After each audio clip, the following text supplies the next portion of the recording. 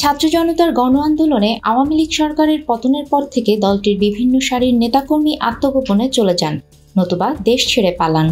সাবেক মন্ত্রী, এমপি, নেতা ও অনৈতিক সুবিধাভোগীদের কেউ কেউ গ্রেপ্তারও হচ্ছেন।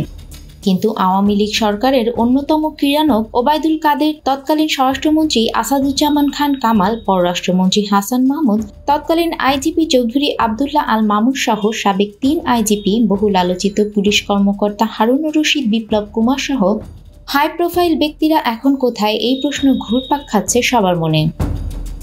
বৈষম্য বিরোধী আন্দোলন চলাকালে অসংখ্য ছাত্র জনতাকে হত্যার জেরে হওয়া একের পর এক মামলায় আসামি এসব নেতা ও পুলিশ কর্মকর্তাদের অবস্থান নিয়ে নানা ধরনের গুঞ্জন চলছে।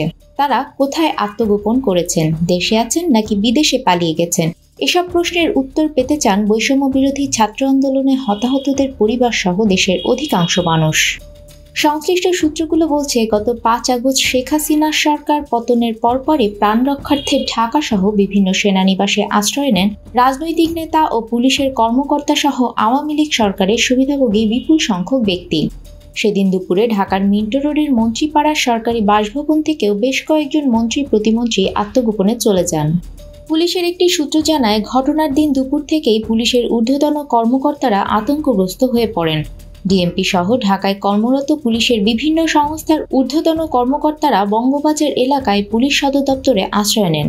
ছাত্র জনতা ঘেরাও করে পুলিশ সদর দপ্তরও। সন্ধ্যার পর দুটি হেলিকপ্টার এসে নামে পুলিশ সদর দপ্তরের ছাদে। পুলিশের তৎকালীন আইজিপি চৌধুরী আবদুল্লাহ আল মামুন সহ ঊর্ধ্বতন কয়েকজন পুলিশ কর্মকর্তাকে হেলিকপ্টারে করে নিরাপদ আশ্রয়ে নিয়ে যাওয়া হয়। এদিকে রাজনৈতিক নেতা, পুলিশ কর্মকর্তা ও সরকারের সুবিধাভোগী অবস্থান ও অন্তর্ধানের বিষয়ে বিভিন্ন গুঞ্জন শুরু হলে গত 18 আগস্ট আন্তঃবাহিনী জনসংযোগ পরিদপ্তরের এক বিজ্ঞপ্তিতে বলা হয়, শেখ হাসিনার পতনের পর প্রাণ রক্ষার্থে রাজনৈতিক ব্যক্তিত্ব, বিচারক, পুলিশ সদস্য সহ 626 জন সেনানিবাসে আশ্রয় নিয়েছিলেন। এর মধ্যে 615 জন স্ব-উদ্যোগী সেনানিবাস ছেড়েছেন। বর্তমানে 7 জন সেনানিবাসে রয়েছেন। আশ্রয় দেওয়া ব্যক্তিদের মধ্যে থেকে এ পর্যন্ত 4 জনকে তাদের বিরুদ্ধে আনীত অভিযোগ বা মামলার ভিত্তিতে যথাযথ আইনি প্রক্রিয়া অনুসরণ করে আইন শৃঙ্খলা রক্ষাকারী বাহিনীর কাছে হস্তান্তর করা হয়েছে। 5 আগস্টের পর চাকরিচ্যুত মেজর জেনারেল জিয়াউল আহসান সহ গ্রেপ্তার হয়েছেন সশস্ত্র বাহিনীর 2 কর্মকর্তা। শেখ হাসিনা পদত্যাগ করে ভারতে পালিয়ে যাওয়ার পরপরই হযরত শাহজালাল আন্তর্জাতিক বিমানবন্দর হয়ে দেশত্যাগের চেষ্টা করেন আওয়ামী লীগ সরকারের মন্ত্রিসভার একাধিক সদস্য।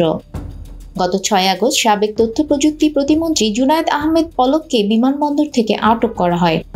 একই দিনে সাবেক পররাষ্ট্রমন্ত্রী হাসান মাহমুদকে ইমিগ্রেশন পুলিশ আটকে দেয় বলে একাধিক সূত্র জানায়। প্রায় 1 সপ্তাহ পর 14 আগস্ট জুনায়েদ আহমেদ পলক সাবেক ডেপুটি স্পিকার শামসুল হক টুকু ও ছাত্রলীগ নেতা তানভীর হাসান সৈকতকে খিলক্ষেত থানার নিকুঞ্জ আবাসিক এলাকা থেকে আত্মগোপনে থাকা অবস্থায় গ্রেপ্তার দেখানো হয়।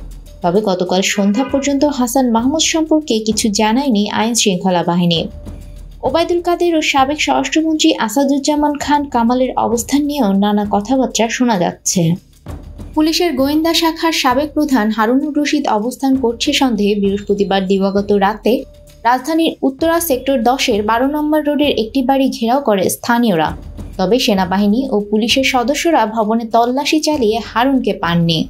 আওয়ামী লীগের সাধারণ সম্পাদক ওবায়দুল কাদেরের অবস্থান নিয়ে রয়েছে নানা গুঞ্জন। সাবেক সড়ক পরিবহন ও সেতুমন্ত্রী কি গোয়েন্দা জালে নাকি আত্মগোপনে রয়েছেন সে বিষয়ে মুখ খুলছে না কেউই। তবে নিয়মিত বিরতিতে গ্রেপ্তার হচ্ছেন আওয়ামী লীগের মন্ত্রী, এমপি, উপদেষ্টাদের কেউ কেউ। নিউজ ডেস্ক, আমাদের সময়।